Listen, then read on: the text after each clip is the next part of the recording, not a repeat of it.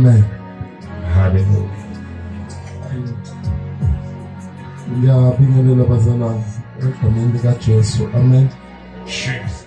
Hallelujah. Ngibulisa kubazalwane bonke, omakhulu abakhona, omama bonke abakhona, abadala nabancane, abantwana abancane abakhona. Ngiyacela obaba, kana into nayo ngiyacela kakhulu ngayenza. Ngifuna ukuhlukanisa nabo abafana bami ababili abaya lapha. Omunye asuke lapho. Ungihlukanisele bona. Omunye noma ngazohlala la. Ya ba. La emantombazaneni la ngemuva angasondelani. No mixe kakhulu. Yes, ahlale nomuntu angamazi. Cishe kuba ngcono. Ngiyabonga kakhulu. Sesemnandi kodwa. Asike senze nje. Hallelujah. Hallelujah. Hallelujah. Hallelujah. Hallelujah. Oh, hallelujah. Jesus.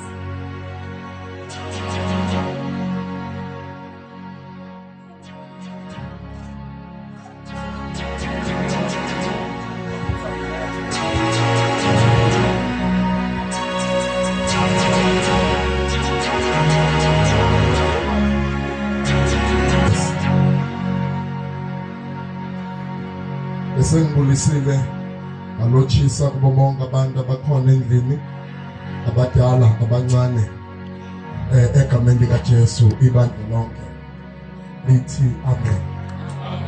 Hallelujah. Siyabonga kuNkulunkulu bazalwane osilondolozile namhlanje ntambama kulesi sikhathi esikuso. Siyabingelela ke bazalwane nasemakhaya lapho ekufinyelela khona lo msindo. Hallelujah. Ngoba bakhona bawuzwayo. Amen bazalwane.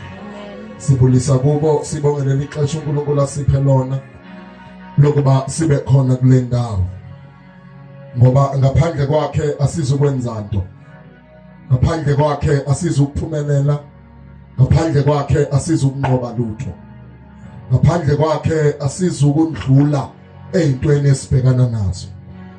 Ngoba wonke umuntu olandlini unayo into abhekane nayo. Noma ngabe ngathiwa uthandaza kakhulu, noma ngabe ngathiwa ushumayela kakhulu, kodwa wonke umuntu olandlini unesimo abhekane naso.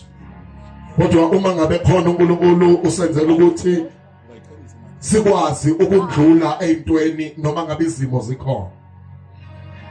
Ngoba kahle kahle uJesu uma ngabe ekubeka lokho ethi, uma ngabe ekhuluma ethi for us is to overcome, okwethu ukuthi sinqobe.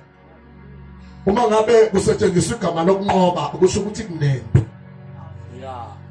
Awukwazi ukunqoba impi ingekho. Ngoba ukunqoba kuchaza ukuthi ubhekane nempi wabese uyayihlula impi. So uJesu uma ngabe ethetha uthi okwethu ukuthi sinqobe, ukusho ukuthi njengoba siphila namhlabeni siphila sinento esibhekane nayo. Ngakho uPaul uma ngabe ethetha noTimotheu uze athi, wena Timotheu, mhla wamukela ivangeli wathatha into yokuthi usungene empini kahle kahle. Ngoba ngokulithatha ivangeli, noma ngabe kwakuthiwa awuthandi impi, leni impi ihlukile kusiyona leyo ukuthi ushaya abantu physical. Kodwa le mpilo ekuthethwa ngayo ukuthi noma ngayintoni obhekana nayo empilweni yakho awuzukulwa nayo ngenyama.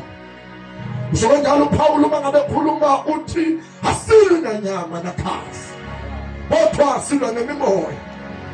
Okusho ukuthi ukholo wethu kubese kusivula amehlo ukuthi impi yethu esibhekane nayo enyameni ayiqala ngenyameni, kodwa iqala umoya impi esibhekana nayo. So uma ngabe ekhona ke uNkulunkulu usenzela umusa lowo ukuthi sikwazi ukudlula ezintweni. Abantu abahlabelela bathi sidlule ezintweni ezinzima, noma ngabe ngathiwa into iba nzima kangakanani, kodwa ukuncika kwethu kuNkulunkulu kusenzela ukuthi sikwazi ukudlula. ngoba kahle kahle thina sinawo amandla, thina kahle kahle sibuthakathaka, thina sinamanga, thina siyazonda, thina abanye abantu asibafuni. Kodwa uNkulunkulu mangabe sondela kuye usenza ukuthi sikwazi ukudlula entweni, usenza ukuthi sikwazi ukudlula emangeni, usenza ukuthi sikwazi ukudlula enzondweni, usenza ukuthi sikwazi ukudlula lapho khona kuthiwa kudluleni khona. Ngoba uma ngabe khona, uma ngabe fika yena, amanga yaphela, inzondo yaphela, izinto zezo ziyaphela. Ingoba yena usenza ukuthi sikwazi uku-overcome. Noma ngabe ngathiwa ekhaya kunzima kangakanani, abazalwane uNkulunkulu lesithetha ngaye unamandla. Bazalwane, uyabona uNkulunkulu mangabe namandla wenza ukuthi esimeni obhekana naso ungabhekani naso nje kuphela, kodwa ukuthi liyezilanga nakuba ngizodlula kule simo, liyezilanga nakuba ngizokwazi ukunqoba impi. Ngoba in our lives siphila kulo mhlaba, the more we grow in knowing God, uma ngabe sikhula ekuyazini inkosi, nayilingo zakhona ziyakhula. The more sikhula ukubaza uThixo, nayilingo zakhona ziyasinyakazisa. The more sikhula ukumfunela uNkulunkulu, nayilingo zakhona ziyakhula. Kodwa siyandlula kuzo, siyandlula bazalwane. Hallelujah. Asivuleni ke bazalwane amaBhayibheli wethu, sofuna nje amavesi amabili bese siyahlukana. Sofunda amavesi amabili. Hallelujah. Genesis, the last verse, chapter number 2. Genesis, chapter number 2, the last verse.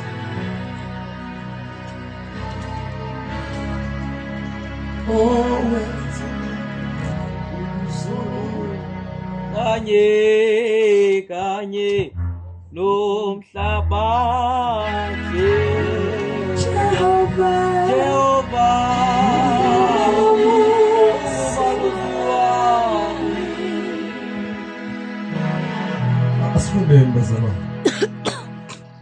Genesis chapter number 2, the last verse. Genesis 2, verse 25. Ufundeka kanje. Babehamba ze bobabili, uAdamu nomkakhe bengenamhloni. Nkulunkulu wami, asifunda nje leli verse nje kuphela, nelinye bese siyathandaza. Babehamba bobabili, uAdamu nomkakhe benzeni? Bengenamahloni. Asivuleli ke bazalwane le enye iverse mabili nje, leyo ungasusa ufaka isithupha uthi siyabuya kule. Uvule Roma chapter number 3, otholile sifundele verse number 23. Siyathandaza manje nje bazalwane.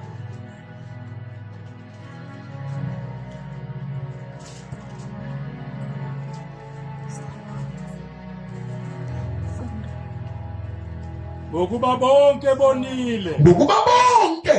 bonile basilalelwe inkazimulo kaNkulunkulu, ngokona kwabo inkazimulo kaNkulunkulu ayikho kubo. Ngokuba bonke bonile, lokho kona kwabo kwabenza ukuthi inkazimulo ingabi khona. Bese lithi iBhayibheli uAdamu nomkakhe babenganawo amahloni, bekhambaze ensimini. Kodwa uma ngabe kufika ukona inkazimulo kaNkulunkulu yasuka. Ngoba uma ngabe umuntu ekewona uThixo uyasuka kuye. Uma ngabe uThixo esuka emntwini akasuswa ukuthi ujolile bazalwane, ngizongizwa. Akasuswa ukuthi uqamba amanga, kodwa ususwa ukuthi ulalele yini izwi likaNkulunkulu. Ngoba ukona noma ukuthola kukhomba ukuthi izwi awulalelanga kwabe sekuvela umtholo amanga asisona isono kodwa kuyisithelo sokuthi awulalelanga izwi ngoba izwi ilona likwenza ukuthi ungaqamba amanga ngoba uma ngabe amanga afika ngoba ungalalelanga izwi lithi iBhayibheli ngokuba bonke bonile basilalele inkazimulo kaNkulunkulu ngokona kwabo inkazimulo kaNkulunkulu yasuka kubo uNkulunkulu ngobakhe basuka kubo ngoba uma ngabe sikhuluma ngenkazimulo sisuke sikhuluma ngoNkulunkulu uqobo lwakhe uma ngabe sikhuluma ngoNkulunkulu sikhuluma ngenkazimulo but abahlabelelayo when the praises goes up his glory comes down okusho ukuthi kumdumiseni kwethu ikharakter yakhe yehlele emhlabeni uma ngabe singayibambanga inkazimulo ahlangananga naye uNkulunkulu ngoba inkazimulo yenza ukuthi simbone uNkulunkulu ithi iBhayibheli uIsaya uma ngabe bhala uthi ngambona uNkulunkulu ekhazimulweni kwakhe ngahlula ukumpheka ngoba inkazimulo kaNkulunkulu inguyena uqobo lwakhe ngaphandle kwayo asinaye uNkulunkulu ngaphandle kwenkazimulo uNkulunkulu asimazi like lithi iBhayibheli bazalwane wakhona indoda igama layo Moses lona lithi iBhayibheli wakhuluma uNkulunkulu ukhona into encane kaNkulunkulu baba lana umzalwane wethu uma ngabe ekhuluma lana uthe uma ngabe ethetha wathi uMose wathandaza wathi wena uNkulunkulu kuwe uma ngabe ethetha wathi ngifuna ukubona uNkulunkulu uthi uma ngabe ufuna ukubona uNkulunkulu lithi iBhayibheli wathi uNkulunkulu ahlangane lapho uthi wakhuphuka uMose waya kuye uNkulunkulu uma ngabe efika kuNkulunkulu lithi iBhayibheli uma ngabe efika kuye uNkulunkulu wamkhomba umhlanga uma ngabe emkhomba umhlanga lithi iBhayibheli uMose wabuya egcwele inkazimulo uMose uma ngabe buya egcwele inkazimulo into emenza ukuthi agcwale inkazimulo noma ngabe wawubona umhlanga kodwa wayifika ubukhona bikaNkulunkulu into eyenza ukuthi abuya khazimula ukuthi wahlangana naye so lokho kwamenza ukuthi abuye nenkazimulo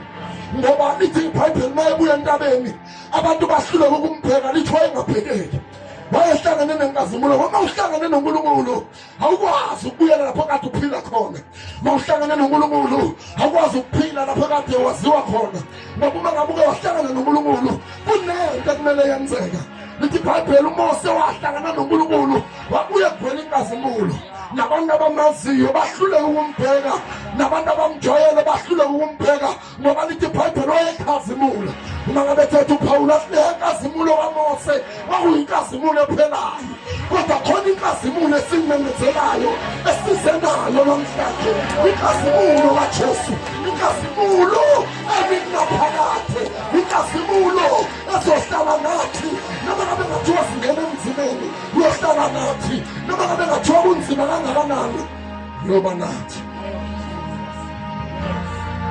And the Bible says uMose uma befuna ukumbheka lithi izwana baba izwana laba sandone baba mabefuna ukumbheka lithi bathi zifihle ukuze sikwazi ukubona wena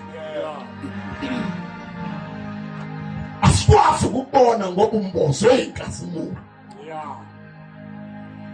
siphuma nawe eGibhithe kodwa manje sesiyamangala ukuthi wena awusasiyona lendlela ongayo yingakho uma ngabe nyuka uMose ehlangana noNkulunkulu wabathola abakhonza ithole ingoba babengakaze bahlangana naye babathola bekhonza into abangayazi abayikhandele yona nakulesi sikhathi abantu bayikhonza into abayikhandele yona bona into ekhunyiswa yibo into ephuziswa yibo amanzi kodwa sikhuluma thina ngoNkulunkulu ongaphuziswa amanzi sikhuluma thina ngoNkulunkulu ongaphili ngoba sisebenza sikhuluma thina ngoNkulunkulu ongaphili ngoba sinezinto kodwa sikhuluma ngoNkulunkulu okhona izinto zikhona noma ngabe zingekho elithi iBhayibheli ungu-Alpha ungu-Omega he is the beginning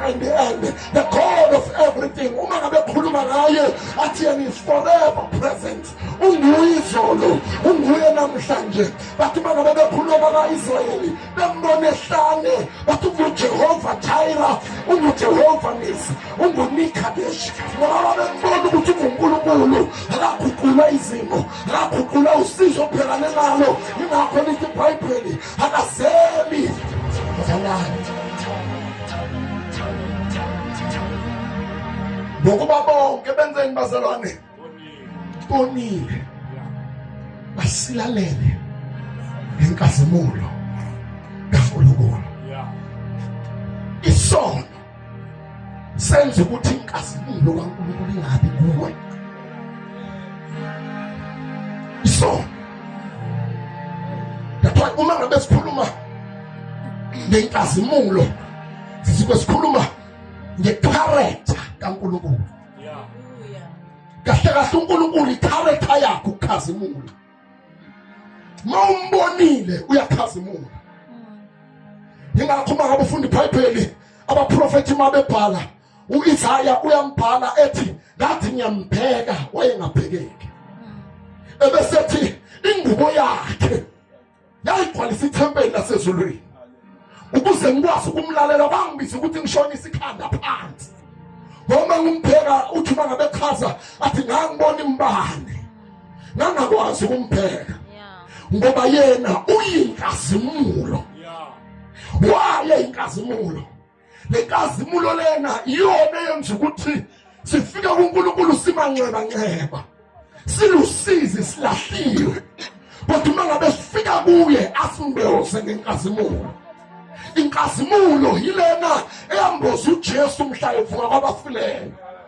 Inkazimulo yilena eyafihla amanxeba kaJesu abafundi bakhe bahluleka ukuwabona. Ngoba inkazimulo yakhumula impahla zasala ethuneni webazalwane. uJesu mhla evuka wabuyisela into eyalahleka.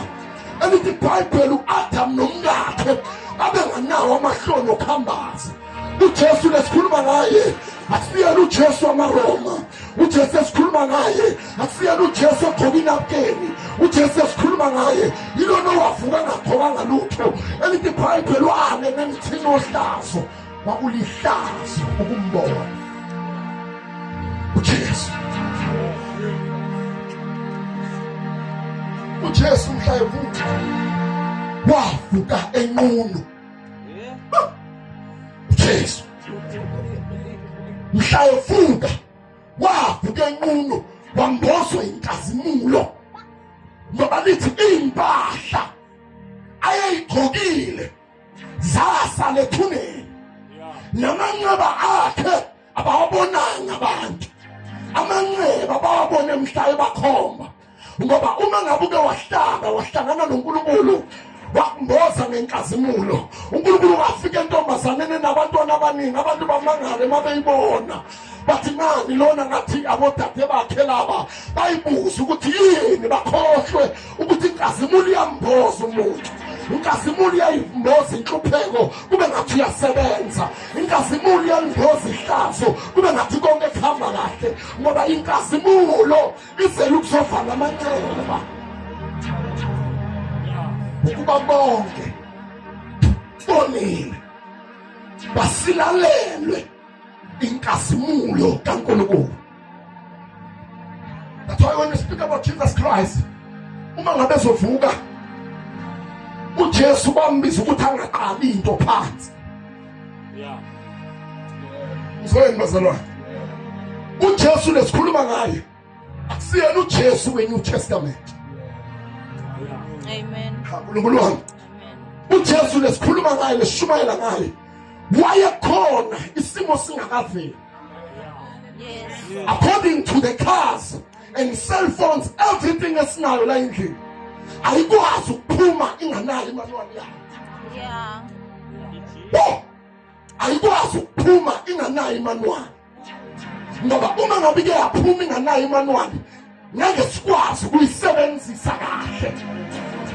Yingakho uma ngabe ufika esitolo uzothenga ifoni bafike bakutshele bathi kulesikhathi samanje charge uyigcwalise ngaphandle kokuba uyisebenzise.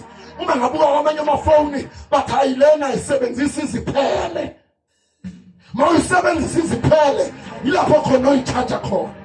Nokuyisebenzisa kwakho bakunikeza umyalezo wokuthi uzoyisebenzisa kanjani. Nabantu abaphila emhlabeni banayo imanual yabo. Amen. Inkazimulo kaNkulunkulu. Nabantu abaphila emhlabeni abaphili ngaphandle kwemanual enthixo. Ngoba uma ngabe sike salahla inkazimulo sisuke silahla uNkulunkulu uqobo lwakhe.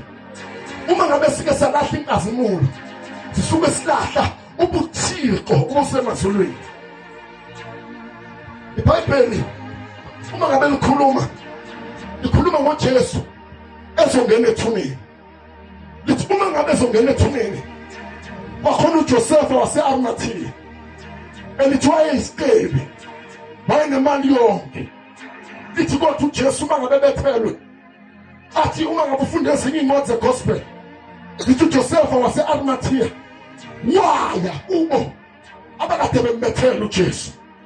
Wafika kubo wasicela isidumbu sikaJesu. Lithi uma ngabe secelile isidumbu sikaJesu lithi wamthatha wayomngcwaba. Uma ngabe emngcwaba lithi iBhayibheli ukumngcwaba kwakhe noma ukumfihla kwakhe kwamfihla ensimini. Uma ngabe ebhala uJohane athi wafihlwa ensimini idwala elikade lisensimini elavulwa ngaphakathi. Ngoba uma ngabe kuphulwe ngenkazimulo kwakubiza ukuthi uJesu uma ngabe engena angene egqokile, kodwa uma ngabe ephuma aphume engagqokanga. Ngoba ukugqoka kwakhe kwakuzomenza ukuthi uNkulunkulu angabonakali. Ukugqoka kwakhe kwakuzomenza ukuthi ubukhona bakhe uNkulunkulu bungabonakali. Ingakho lithi iBhayibheli uma ngabe uJesu esezovuka lithi iBhayibheli abanye bakhathazeka abantu besifazane bethi sokinqela ubaletshe lithi babephethe amafutha bethi bayomgcoba ayogcoba ogcotshiweyo. Babephethe amafutha bathi bayomgcoba ogcotshiweyo wabiza ukuthi uNkulunkulu amvuse engakagcotshwanga.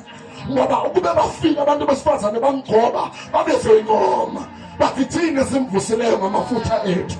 Awunakulezi khathi abantu bayincoma bafowethu. Nakulezi sikhathi izinto ziyenzeka abanye bayithumise bona. Kodwa uJesu mhla ezovuka kwabiza ukuthi kwehle ingelosi from heaven. Uma ngabe yehlala iBhayibheli ingubo uJesu ayeyigqokile zasala ethuneni. Yiphi ingubo ayigcoka kanti bazalwane? Bola wagqoka ingubo yenkazimulo. Bagqoka inkazimulo abamaziyo uJesu bahluleka ukumbona. Lithi abanye wathi banana bendleleni yaseMawusi. Uma ngabe dhibana nabo babebalisa bathi besesethembile. Babalisa bathi besesithembile ukuthi khona into ezokwenzeka. Kodwa lo muntu besesimethembile ubethembe mahanda khasiya labahanda. Babethembile ukuthi lona awukade ekhona bese sesovuswa naye eJerusalem khona izinto bezokwenzeka. Kodwa manje usefile ngoba inkazimulo bayingimboza abantu baze bayibuse ukuthi uye lona bekanje izolo, uye lona okade bekadeleleka izolo. Ngoba inkazimulo ivala namanxeba emnyaka, inkazimulo ivala namanxeba aziwa ngabantu. Inkazimulo ithi yena wadibana naye edibaneni kwabo naye libabehamba. Uma ngabe bezwa bekhuluma uzwakala ethi uJesu ndaba zinleze nikhulumayo. Abantu abamaziyo uJesu abasamazi manje ngoba inkazimulo iyalifihla ihlazo bazalwane. Inkazimulo kaNkulunkulu iyafihla isenzo sakhe kade uzenza ungakakholwa. Inkazimulo yakhe ifihla umuntu odelelekile. Inkazimulo kaNkulunkulu isebenza ekusithekeni. Kungenzeka thina umuntu singakholwa ukuthi uNkulunkulu khona into angayenza, kodwa inkazimulo yakhe yalimboza ihlazo. Inkazimulo yakhe lithi ke iBhayibheli babalisa abantu abambona uJesu, abantu abamaziyo uJesu. Bababuza uJesu wathi indaba zinlezi eniyithethayo.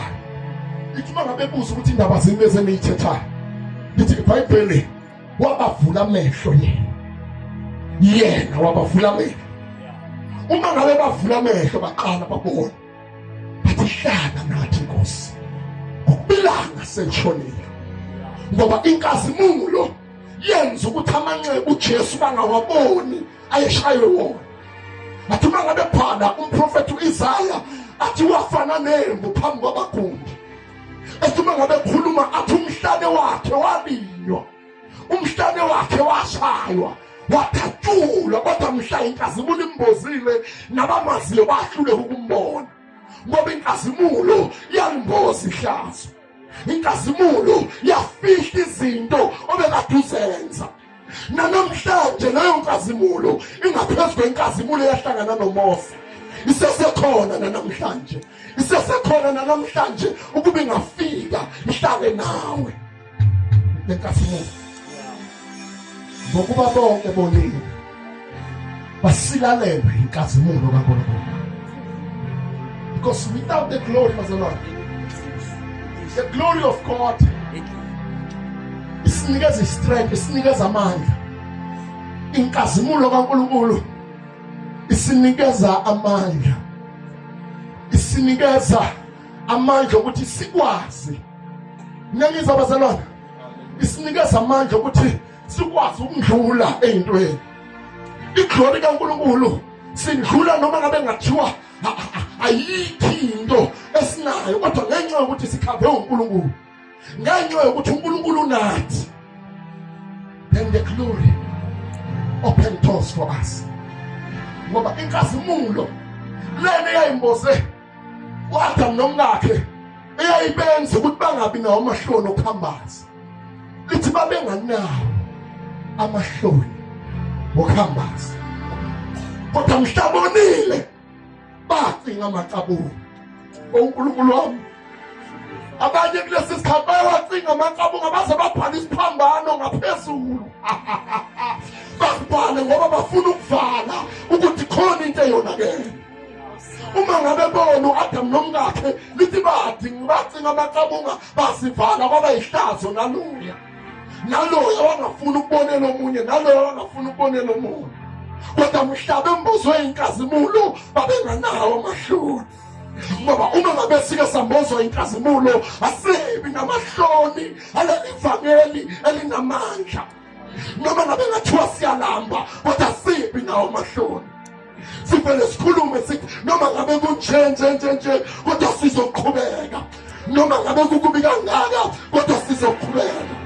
Athi uma ngabe hlabelela wenkandweni athi nantiyana silibona ngamehlo enhliziyo elethi khaya, okusho ukuthi inkazimulo isiza ukuthi siqhubeke. Inkazimulo, the glory cover us, the glory give us strength.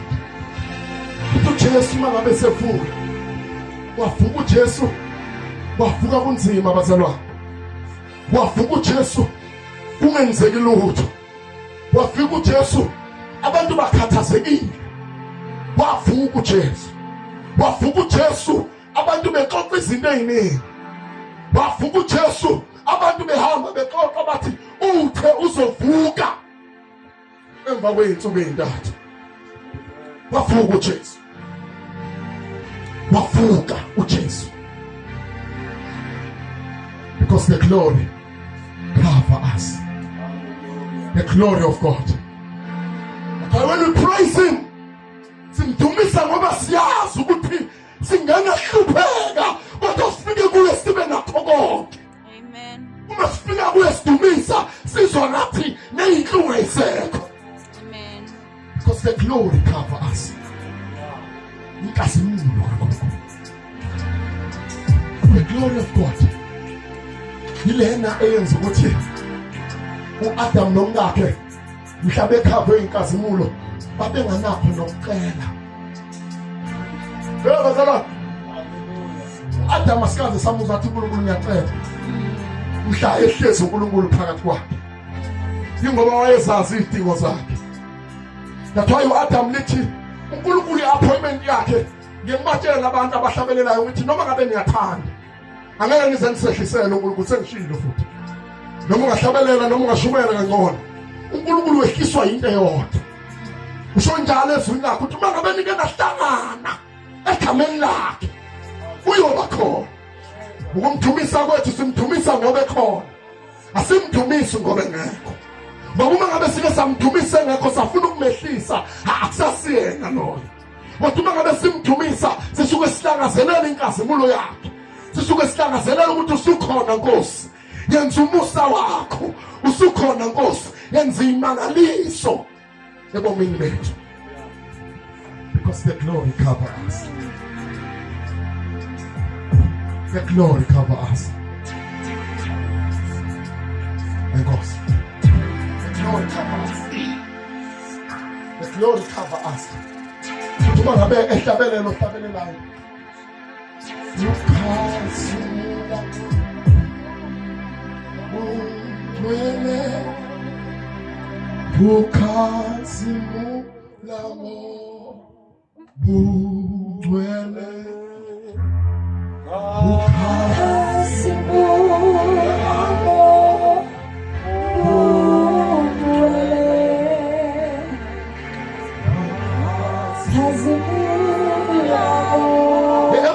singana sazi kahle ukuthi asisebenzi singana sisuke emakhaya sigcwele inkinga kodwa masifika kuye sizuba umnene bakhe sizuba umnandi bakhe kube sengapha kwenzeki lutho ingoba siyazi ukuthi uma ngabe khona yena kukhona konke uma ngabe sike sasithele enkazimulweni yakhe akukho nesimo esodwa esingaba nawo amandla. Because when the glory of God cover us, asinqotshwa nayutho uma ngabe inkazimulo yakhe ihlala kithi ngoba inkazimulo kaNkulunkulu bazalwane yilena uma ngabe khuluma uPaul efika kulabazalwane baseRoma uma ngabe bhala le statement leli sentence kuyo yonke lengxoxa ayixoxayo kule chapter uthi ngokuba bonke bonile basilalele inkazimulo kaNkulunkulu ngokubona kwabo kuyayisusa inkazimulo noma ukubona kwethu makholwa kuyayisusa inkazimulo ukuthetha kaThixo sangakilalela ukuthetha kaZimu sangakilalela impilo yethu bawusiza ngoba sikilalelanga ukusho kwakhe ngokuba bonke bonile basilalele inkazimulo ilena esenza ukuthi sifane noJohane owayibhala incwadi the last chapter in the Bible wayibhala uma ngabe ulandela umlando wakhe kwakunzima kodwa wayibhala leyo ncwadi manganibuza abazalwane ukhona umuntu ongabhala incwadi eshayiwe ukhona umuntu ongenza kanjalo inkazimulo kaNkulunkulu ilenenza uStefane noma ngabe sebemkhanda ngamatshe makholwa bemkhanda ngamatshe wangathandaza umthandazo othandazwa kulesi sikhathi umthandazo we go back to the center kodwa wathandaza umthandazo wathi baxolele ungababaleli lesisono ngoba uma ngabe khona uNkulunkulu akanakho kona emlonyeni wakhe Nambozi inkazimulo ngiyayibuza ukuthi abantu abakade bemshaya ngamatshe babewashaya ngakanani ngoba uyabazi abantu bangabe bebulala umuntu ekuthiwa iphara nongekwazi ukushaya uthola kushayilitshe awu imagine uStefane ukuthi washaywa kanjani ithiwa akhandwa ngamatshe kodwa lithi iBhayibheli wathi ungababaleli lesisono ngoba wathola inkazimulo ngendlela inkazimulo yayisebenza ngayo ingakho lithi iBhayibheli babenganendaba nokufa abapostoli babenganakho kwendaba Itomunye wabapostoli bambethela wathi ngiyacela nize ningangibetheli njengenkosi yami angazi ukuthi uma ngabe ngangena abantu lana bathi uJesu uyaphila ubani othi uyaphila bakhona abantu abangema nakulezi nsuku bakhona abantu abangema bathi noma ngabe ngathiwa kwenzeki lutho kodwa sithi uJesu uyaphila balithi iBhayibheli abapostoli babekwazi ukuthetha Itomunye wathi nize ngangibetheli njengenkosi yami anginendaba ukuthi ngiyangibulala kodwa ngangibetheli njengenkosi yami ireason yokuthi uJesu anyuke nomzimba omanxeba abazalwane kwawukuthi sazi ukuthi zonke izinto ezenzakalayo emhlabeni uma ngabe sike sayilalela inkosi asizokubalwa asibali ingakho uNkulunkulu uyahluleka ukwehlisa ulaka lwakhe kunoJesu eduze kwakhe. Uyahluleka uNkulunkulu ukwenza into ayenza kwaIsrayeli elithi wavula umhlaba bangena phansi abantu. Ingoba uJesu wenza into engenzeki. Wahamba endaweni kamoya wayongena nomzimba omanxeba.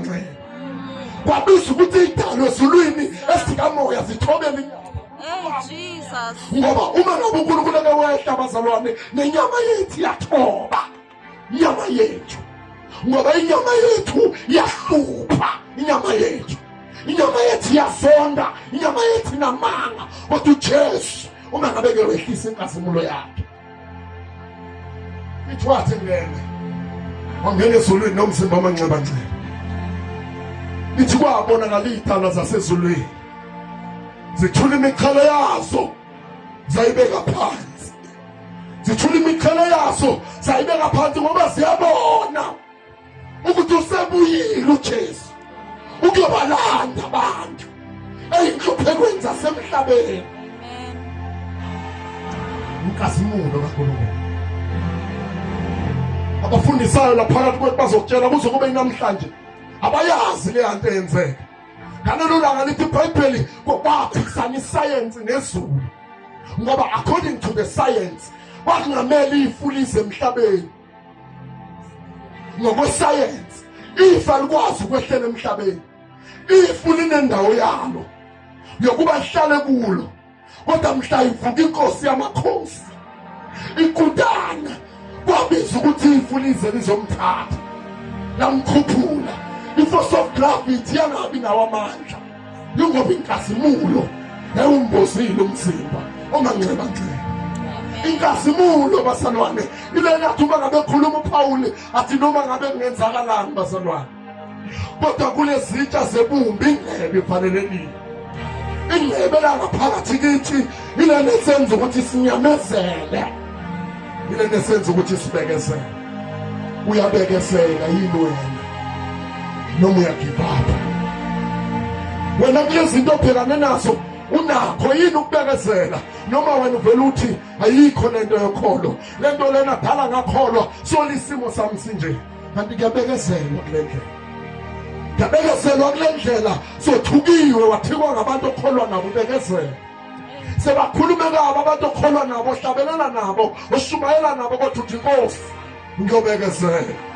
Ngiyobekezela ngoba amehlo ami sengizwa sengiwavulile, amehlo ami ajulile. Ayalibona ikhaya nanti yami ngilibona ngamehlo enhliziyo. Lapho khona inhlaba yobe sengasekho, nokugula kuyobe sengasekho, usizi lobe sengasekho. Kodwa abantu bababuka bayakubona ukuthi hayi inyama yakho hayi ibuhlungu, kodwa uNkulunkulu uma ngabe ebheka wena avela abona inkazimulo yakhe embosini. Ngoba noma ngabe ngathiwa kuyadlalwa uyabona ukuthi uJesu akuyi noma ubani. uJesu akuyi noma ubani. Kuyabantu abahlangene nenkazimulo. Ingaphumosa uma ngabe ehlangana noNkulunkulu wambiza ukuthi uNkulunkulu alibeke uphawu lokuthi uhlangene naye. Ngoba kube wahlangana noNkulunkulu angalibona uphawu wayengeke uNkulunkulu akwazi. Ngingakholisa ukuthi iBhayibheli ngendlela uMose enza ngayo ebafana singafani noMoses thina. Ngoba uMoses wabona imangaliso la. Moses wabona ulwandle livuleka. uMoses wabona imana. Laba bantu laba ba experience into esingakazi sa experience thina bazalwane. Laba bantu laba ba experience izinto namandla ngekho ngathi wabona ulwandle livuleka. Laba bantu laba babona uNkulunkulu bephuma nezitshe emzini yabo zinganalutho kodwa babuyela nazo zinotho. uNkulunkulu ezulwini ehlisa imali kodwa balibonani phela. Bayani phela. Ngoba inkazimulo yabo yayinesikhashana. uNkulunkulu kodwa le nkazimulo kaJesu ayisiyona esikhashana. Sithi noma ngabe sikhukha abazalwane singemi kodwa siyaphambili. uyabona isotsha uma ngabe lilwa alimi lapha elifele khona kodwa liyela lapho khona elizosizakala khona ngoba uma ngabe likelema lapha elimele khona bazolicedelela nakuwe ngenzeka khambi kahle kuwe ungemi lapho limele khona forward air backward air yaphambili noma ngabuza ukuthi lelinyawo liyasana kodwa uluhuduka uthi kuze ngibonakale ngiyikhawe ukuthi ngithe noma ngabe kwenzakala kodwa ngafika ngibuye empini ngoba ishote lifika libuye empini noma ngabe ngathiwa lifika limanikiniki kodwa uma ngabe belibona linqobile empini uqhamuka lona loyo athi mhla ibonakala emzimba yosala emhlabeni siyomathiswa noma ngabe ngathiwa sinamanye bangakanani kodwa khona into noma ngabe ngathiwa odokotela bakhuluma izifo ezingakanani kulo mzimba wethu kodwa lo mzimba besiyowuthola siyomathiswa umzimba onganagula umzimba onganamangcebo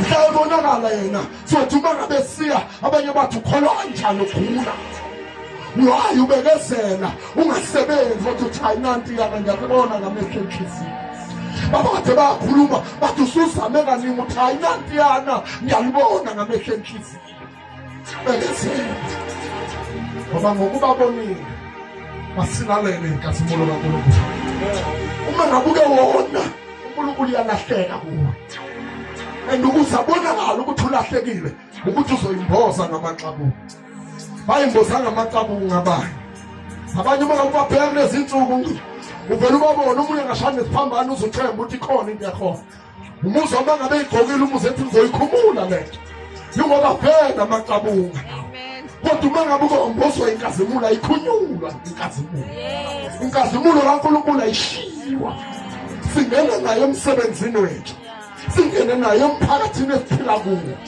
singene nayo emakhaya wethu sibe nawo amandla wokucisha yonke imimoya ebusayo ngoba simbozwe inkazimulo kodwa manje ngeke inkazimulo kaNkulunkulu sicinga amaqabunga webazalwane sibe sisonke la ilona loyo uyayidefenda mangabe kuso sidliwe kanjani lesi sono hayi nami yilona idliwe kanjani lento Koniwe kanjani akekho uthi inkosi ngonini akekho uthi inkosi angenzanga kahle ngoba lithi iBhayibheli abakaNkulunkulu bayihlambulula njalo abakaNkulunkulu bayihlambulula impilo yabo bayilungisa ngoba babona lenkazimulo ezobalahlekela inkazimulo esosenza ukuthi uNkulunkulu simbone ngaphandle kwayo asizikwazi ukumbona iBhayibheli uAdam nomkakhe babenganawo amahlolo okhambaza ensimini kodwa mhlabonile bacinga noma ngayintoni eduze kwabo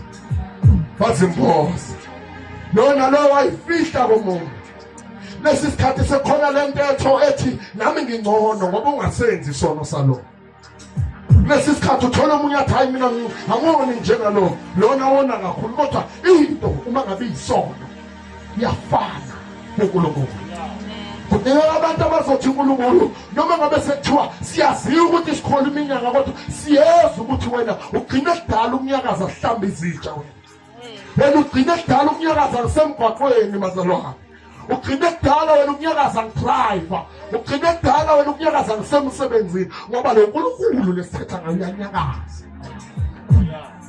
uzwakala uba nehubo emsebenzini uzwakala ufuna ukungena etoilet ngoba ufuna ukuthi ngiyabonga Nkosi ukuthi ngiyakuzwa ukuthi usahamba abanye bayathwasa abanye benzani kodwa wena uNkulunkulu ngiyabonga ukuthi wena usangibozile abanye bayacisela kodwa ngiyabonga baba ukuthi ngiyadlula into he ngoba inkazimulo inamandla inkazimulo ngaphandle kwayo bazalwane asizukuya ndawo we need the glory siyidinga inkazimulo kaNkulunkulu ekholweni kwethu uma ngabe uJesu ekhuluma nabapostoli uyazi ukuthi uJesu wabeka ukuthi is not confident uJesu uthe kubo abagcwaliswe benzeni bagcwaliswe into egcwaliswayo iyaba empty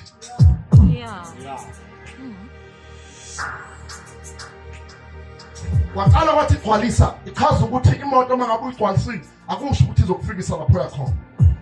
But into eshoyo ukuthi the more approacha i-destiny yakho uyabona yini ukuthi gauge enough ukuthi uyofika lapho yakhona.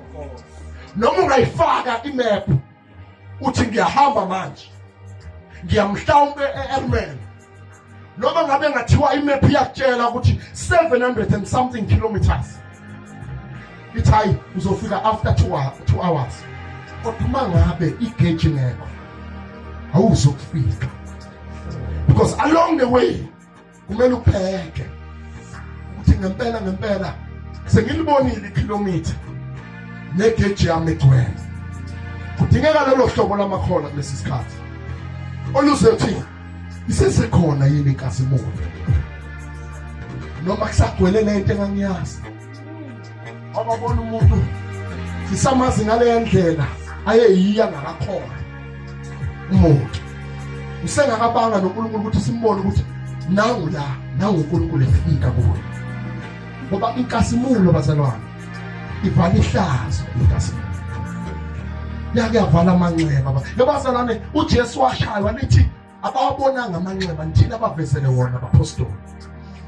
Lithi wathi umuntu mangabe efika phakathi kwabapostoli wathi engasodlala ngami lo muntu ngibonile and bathi isidumbu sakhe sitshontshiwe. Bakhuluma bathi ayisitshontshiwe. Wathi omunye hayi man mangabe uye animlethela ufuna ukumbona. Lithi wayefuna ukubona waze wathi anyambona yena, kodwa athi ngibona ukuthi ngempela izandla zakhe umuntu wami uzongena isithele. Ngoba uJesu kwakuyena owabavezela amanxeba, abawabonanga amanxeba. Ngoba kube uJesu wawaveza amanxeba babezovele bambone ngeke. Ngakho uJesu uma ngabe efika empilweni yethu akakwazi ukuthetha kunento exokozelayo phakathi kwethu. Lithi wabafica egumbini bevalelekile, wabafica kuligumbi, ebafice kulelo gumbi lithi bevalelekile bekhiye. Kodwa into eyangenisa uJesu ukuthi ekhiyeni kwabo babekhathazekile ngayo. Kwambisa ukuthi angene lapho khona ekhiwe khona. Athuma ngabe bhala obhala incwadi yesambulo athi siyongena lapho ekuthiwa ngenwe khona, siphume lapho ekuthiwa phunywa khona. Ngoba uNkulunkulu mangabe waba khona asiyi ngokuthi kunjani kule season, kodwa siya ngokuthi uNkulunkulu kangakanani kithi. Ngoba uma ngabe uNkulunkulu sike sambona kahle ukuthi unjani ilapho khona sikwazi ukuphokophela. Kodwa Mose wakwamlahla uNkulunkulu esebonile wambona uNkulunkulu. Mose wambona uNkulunkulu kodwa uNkulunkulu wamenzela ihlungu kuze kungenzeki kuwe. Elithi uNkulunkulu wambiza eshaya idwala ngolaka wathoza la Moses. Woza ngikhomba into ongakazi wayibona. Lithi wambeka entabeni phezulu wathi uyalibona iKhenani naliphila, kodwa wena uzokufika kulo. Kangakanani wena sonaba abantu obatshelile ngoJesu kodwa ebese uNkulunkulu ekubiza ethi ngenxa yokuthi wena wenza nje uyalibona nanti iKhenani, kodwa wena ngeke uzufike.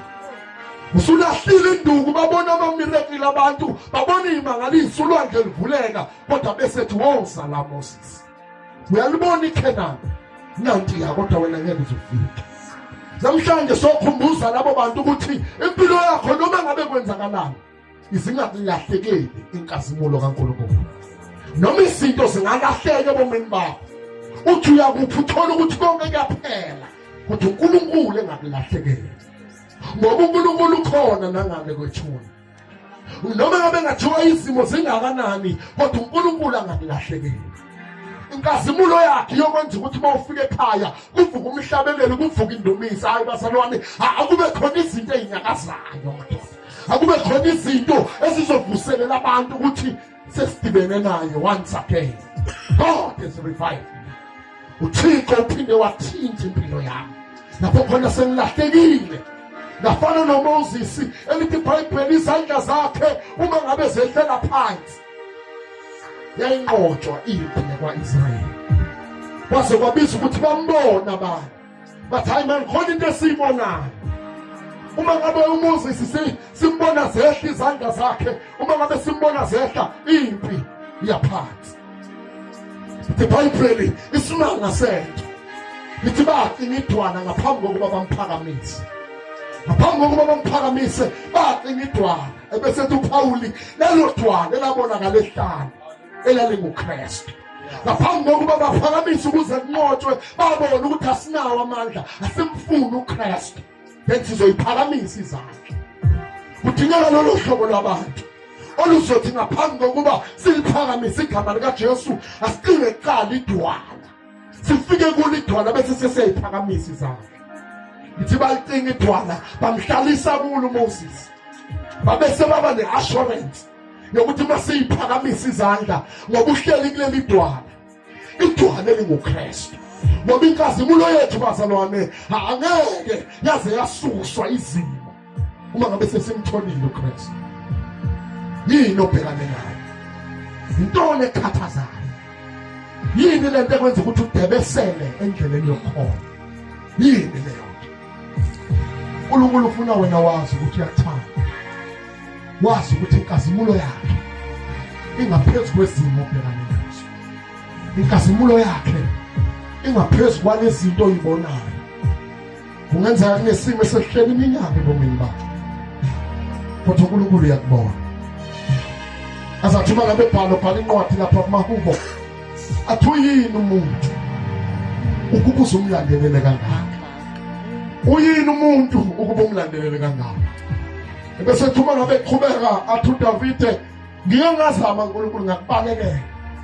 Ngabaleka ngaye endaweni yabafileyo. Ngabaleka ngaye edwaleni. Kodwa ngakuthola ukuthi ukhona. Ngoba uNkulunkulu bazalwane uzokwenzela isimanga. Ungalahlekelwa inkazimulo yakhe. Ungalahlekelwa inkazimulo yakhe. Ngoba ukona kwakho ukwenza ukuthi asuke uNkulunkulu. Kodwa noma ngabe sekwenzakaleni, i-check impilo yakho. Ngoba lisesekhona ithuba lakho. Uyayikhumbula wena ukuthi wawukhona kanjani?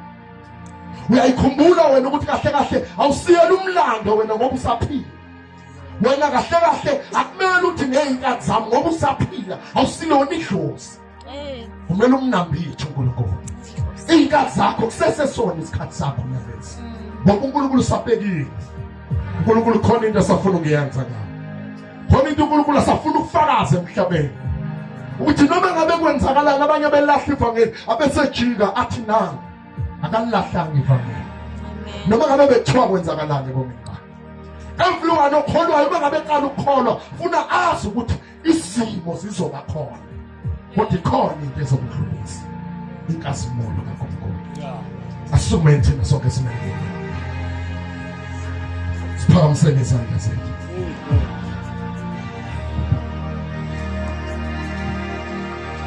Wavala amehlo akho. Wavala amehlo akho. Wavala nje amehlo akho. Uphakamise izandla. uJesu Hello. Hello.